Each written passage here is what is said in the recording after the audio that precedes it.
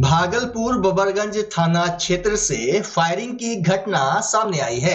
घटना को लेकर बताया जा रहा है कि दो गुटों के बीच जमकर गोलीबारी हुई। वहीं घटना की सूचना मिलते ही स्थानीय थाना की पुलिस मौके पर पहुंची और जांच पड़ताल में जुट गई। पुलिस का कहना है कि 2-3 लोगों के द्वारा देसी कट्टा से गोली चलाए जाने की बात सामने आ रही है, लेकिन स्थानीय लोग कुछ भी बताने से परहेज कर रहे हैं। प्राप्त जानकारी के अनुसार पुलिस ने 2 लोगों को पूछताछ के लिए हिरासत में लिया है। हालांकि स्थानीय लोग कुछ भी कहने से बचते नजर आए। घटना के बाद इलाके के लोग दहशत में हैं। किसी से पूछते हैं, कोई नहीं बताता, कहता है कि कौन चीज से फायरिंग हुआ, क्या हुआ, नहीं हुआ, हम लोग देख भी नहीं किए। कितने अपराधी होंगे सर लगभग जो पता चल रहा है अभी तक आप लोगों को? अभी वो लोग बोल रहा है कि 3-4 आदमी उधर जा रहा था। पिस्टल था सबके पास। अब क्या था नहीं था वो तो क्लियर नहीं बता रहा। अपना नाम? मेरा नाम देव कुमार सिंह। देश भर में होली का त्योहार उत्साह और उमंग के साथ मनाया गया। बिहार के भागलपुर जिला में भी होली को लेकर लोगों में जबरदस्त उत्साह देखा गया। सुबह से ही बच्चों, युवाओं, महिलाओं और बुजुर्गों में पर्व का रंग चढ़ता गया। लोग रंग बिरंग के गुलाल लेकर एक दूसरे के घरों में पहुंचे और सभी ने एक दूसरे को अबीर गुलाल लगाया। त्योहार के दौरान लोगों ने पुराने गिले शिकवे भूलकर एक दूसरे को होली की बधाई दी। इधर होली को लेकर सिल्क सिटी भागलपुर में सुरक्षा के पुख्ता इंतजाम किए गए थे। शहर से लेकर ग्रामीण इलाकों तक अतिरिक्त सीसीटीवी कैमरे लगाए गए थे। सभी चौक चौराहों पर पुलिस बल तैनात दिखे। आज बहुत सौभाग्य का विषय कि आज होली के अवसर पर राष्ट्रीय स्वयंसेवक संघ भागलपुर पूरा परिवार आज हमारे घर पर पधारे हैं और यह सिलसिला कई वर्षों से ये विचार परिवार के लोगों के घर जाकर अपनी खुशियों को साझा करना, एक दूसरे के साथ मिलकर और रंगों के त्योहार होली की शुभकामनाएं देना, ये बहुत ही सुखद अनुभव होता है। और आज के दिन सभी परिवार, पूरे समाज के लोग एक दूसरे से मिलते हैं और अगर अपने मन के अंदर किसी भी प्रकार के विकार हो उसको भी दूर करके लोग गले मिलते हैं। तो आज के इस अवसर पर मैं होली की सभी भागलपुर वासियों को, संपूर्ण बिहार वासियों को होली की बहुत बहुत शुभकामनाएं देती हूँ और ईश्वर से प्रार्थना करती हूँ कि उनका जीवन हमेशा सुखद और स्वर्णिम हो और जिस प्रकार से रंग के लगने से चेहरे बदल जाते हैं, खिल उठते हैं, उसी प्रकार से यह त्योहार भी उनके जीवन में खुशियों को लेकर आए, सभी का जीवन मंगलमय हो, यही हमारी तरफ से शुभ। आज होली के रंग में सभी रंगे हुए हैं। राष्ट्रभक्तों की टोली निकली है सड़कों पर। देशभक्ति से ओतप्रोत होली मनाई जा रही है। हम अपने परंपराओं का निर्वहन करते हुए, हमारी जो संस्कृति है, हमारी जो सभ्यता है, उसके अनुरूप हम होली मना रहे हैं। एक समरस समाज की कल्पना के साथ आपसी सद्भाव, प्रेम, भाईचारे को बढ़ाने के लिए आज हर रंगों के साथ समाज का हर तबका सड़क पर निकला है और सारे गिले शिकवे मिटाकर प्रेम आगे बढ़े। कैसे आपसी सद्भाव हो, उस भाव के साथ सभी रंग इसमें मिले हुए हैं।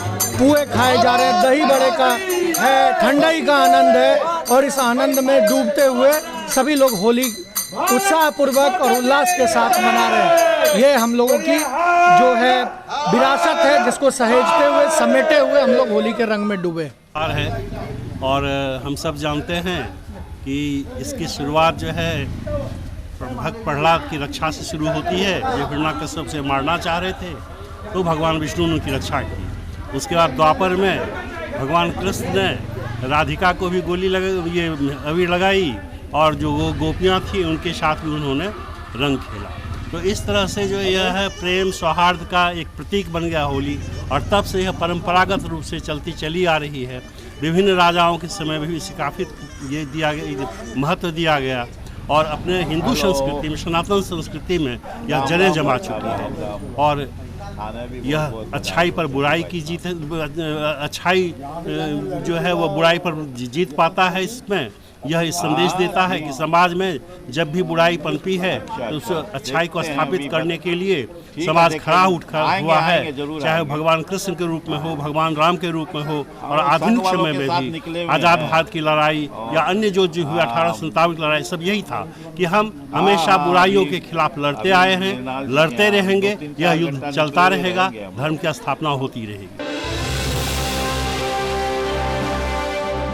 14 मार्च को होली और रमजान का जुमा 64 साल बाद एक साथ पड़ा। देश भर में शुक्रवार को कड़ी सुरक्षा के बीच होली मनाई गई और रमजान के दूसरे जुमे की नमाज भी पढ़ी गई। ऐसे में उत्तर प्रदेश, मध्य प्रदेश, राजस्थान, बिहार समेत कई राज्य ऐसे थे जहां सांप्रदायिक सौहार्द बिगड़ने का भय था। बात अगर बिहार की करें तो भागलपुर जिला सबसे ज्यादा संवेदनशील माना जा रहा था, लेकिन यहाँ संगीन के साये में माह रमजान के दूसरे जुमा की नमाज अदा की गई। सड़कों पर सुरक्षा व्यवस्था सख्त थी। जिले के टॉप पदाधिकारी भ्रमणशील रहे, जिसका नतीजा ये रहा कि कहीं से भी किसी भी तरह की अप्रिय घटना की खबर सामने नहीं आई। तातारपुर चौक पर सदर SDO Dhananjay Kumar, city DSP Ajay Kumar Chaudhary, traffic DSP Ashish Kumar Singh समेत कई पदाधिकारी और शांति समिति के सदस्य सक्रिय दिखे। क्या संदेश देना चाहेंगे कि शांति से मनाया जा रहा है और रमजान के दूसरे जुमे की नमाज अदा की जा रही है,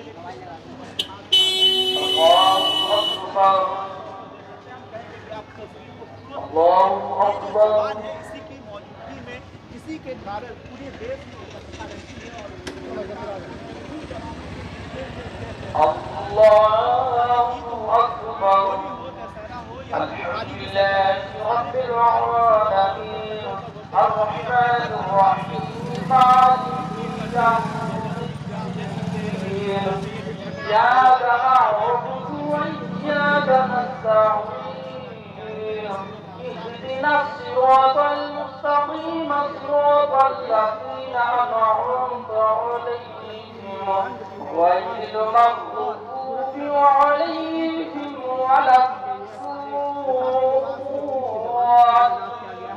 की टीम भ्रमणशील है। लगातार जो जिले के पदाधिकारी हैं, वरीय पदाधिकारी हैं, वो भी भ्रमणशील है और जो पत्रकार हैं वो भी अपनी ड्यूटी निभा रहे हैं। आप देख सकते हैं समय के यहाँ पे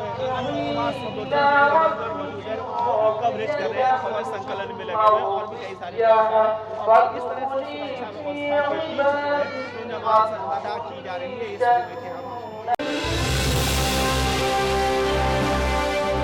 भागलपुर के जवाहरलाल नेहरू चिकित्सा महाविद्यालय अस्पताल से एक ऐसी तस्वीर सामने निकलकर आई है जिसे देखकर आप दंग हो जाएंगे।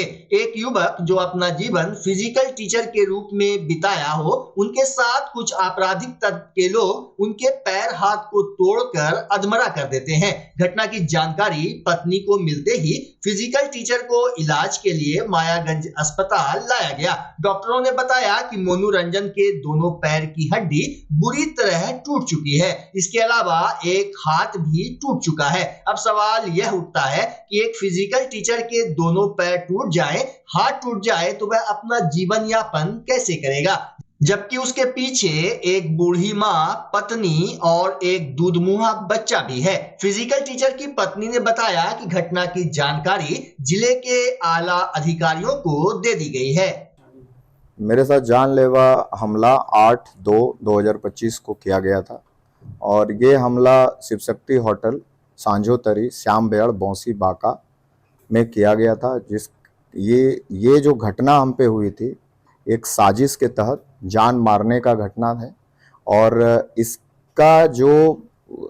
घटना का जो मास्टरमाइंड बोलिए या मुख्य आरोपी है वो ललन कुमार यादव हैं। पिछले 2 साल से हमारे पीछे पड़े हुए हैं, हमारे परिवार के पीछे पड़े हुए हैं।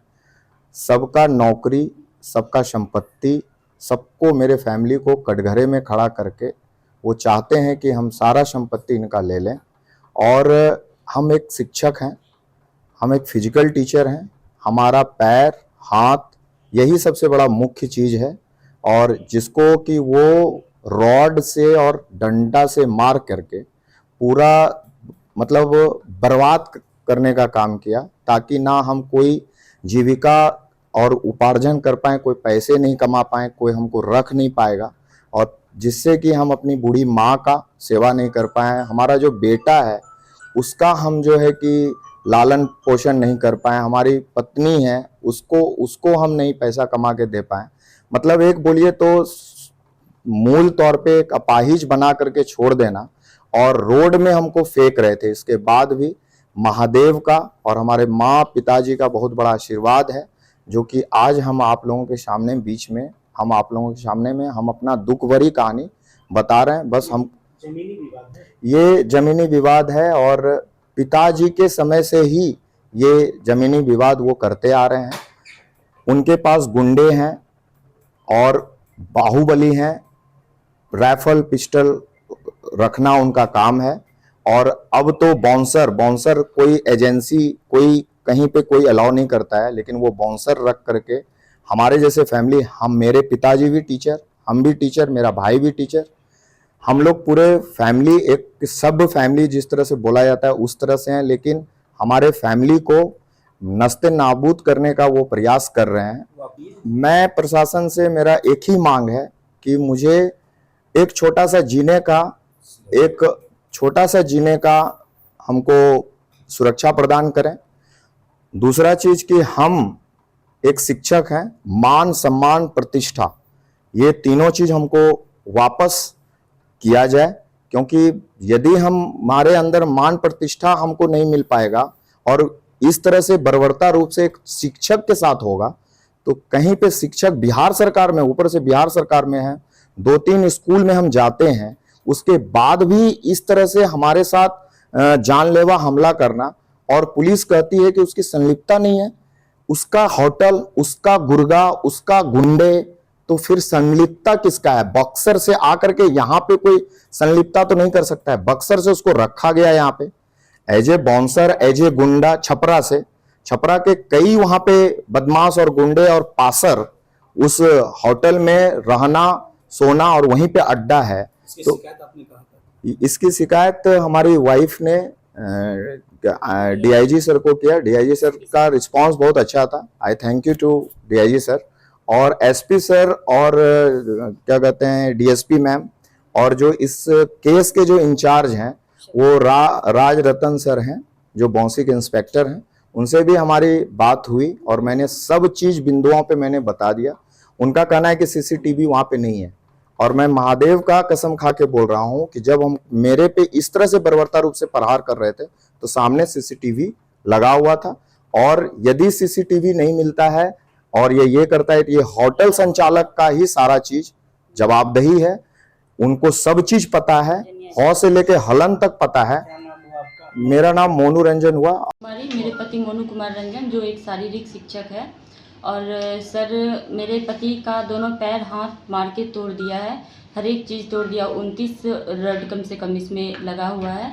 तो मैंने ये एप्लीकेशन थाने में दिया और आईओ सर भी कुछ नहीं बात सुन रहे हैं, और ललन कुमार यादव को बचाने का कोशिश कर रहे हैं वो भी। और मैंने ये बात कोर्ट में भी अपना रखा बेल, तो उन्होंने ललन कुमार यादव ने बेल फाइल कर दिया अपने गुंडे का। तो मैंने वहाँ दिया, तो वहाँ पे जो पेशकार हैं वो मुझे 6 तारीख का डेट दिया गया था, और वो क्या किए ना, ओवर राइटिंग करके 4 बना के उसको गुंडे को दोनों को बेल दे दिए।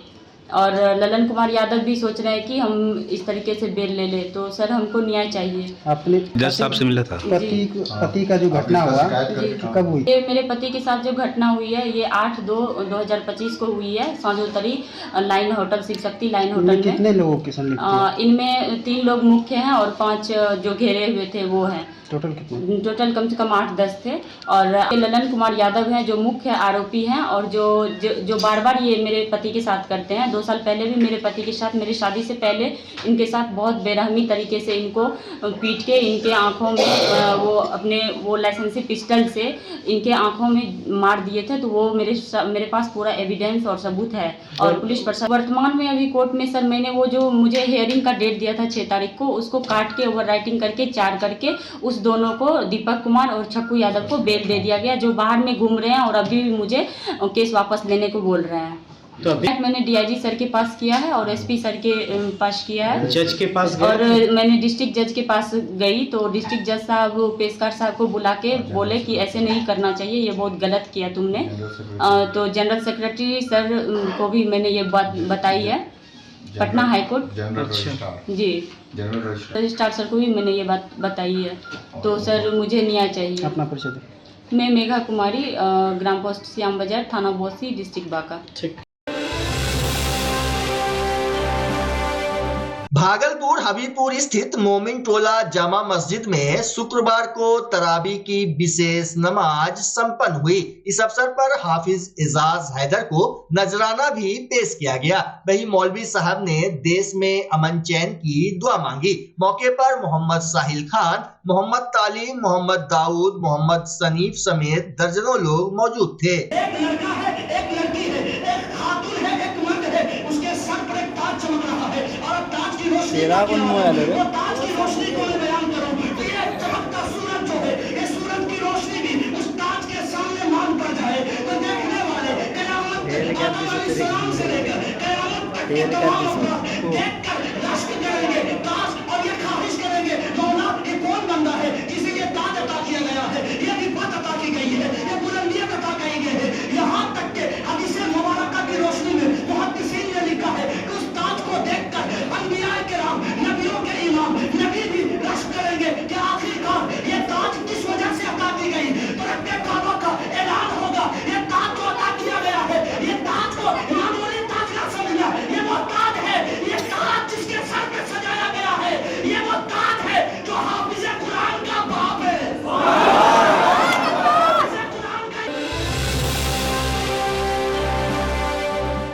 बच्चा जब जन्म लेता है तो कई बार बच्चा तुरंत नहीं रोता है, रोने में देर हो जाता है। ऐसे में बच्चा क्षतिग्रस्त हो जाता है और उसके बचने की संभावना कम हो जाती है, और यदि बचा तो भविष्य में उसमें विकलांगता की समस्या आती है जिसे सीपी कहते हैं, जिसका कोई माकूल इलाज नहीं है और ज़िंदगी भर बच्चा विकलांगता से जूझ सकता है। ऐसे में पूरे संसार में कूलिंग थेरेपी का सहारा लिया जाता है। जन्म से ठीक 6 घंटा के अंदर यदि उसको कूलिंग थेरेपी दिया जाए तो उससे उसका सीपी की समस्या कम होती है और बचने की भी संभावना बढ़ती है। पहली बार बिहार झारखंड में आपके शहर के स्नेह नवजात शिशु बाल सेवा केंद्र में यह मशीन उपलब्ध है। कभी भी ऐसी बात हो कि बच्चा रोने में विलम्ब हो गया तो आप स्नेह नवजात शिशु बाल सेवा केंद्र में जरूर संपर्क करें।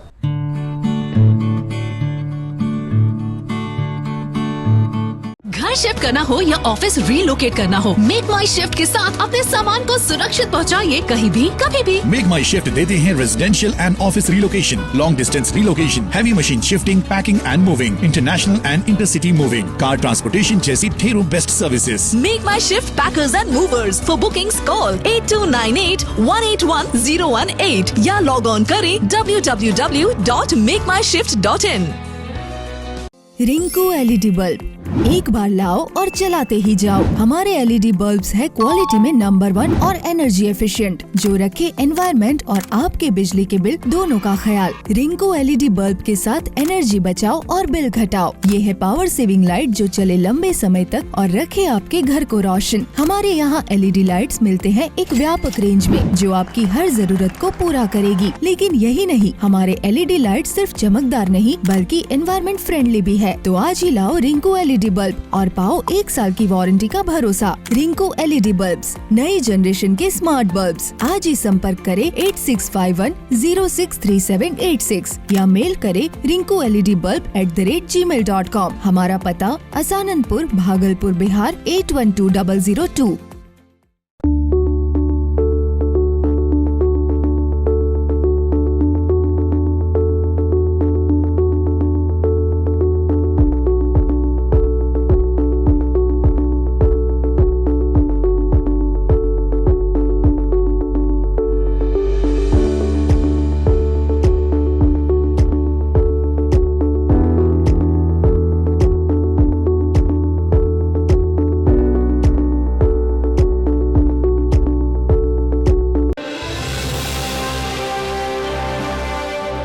भागलपुर जिला के सुल्तानगंज में तेज रफ्तार ई रिक्शा एवं मोटरसाइकिल की आमने सामने टक्कर में 4 लोग गंभीर रूप से घायल हो गए।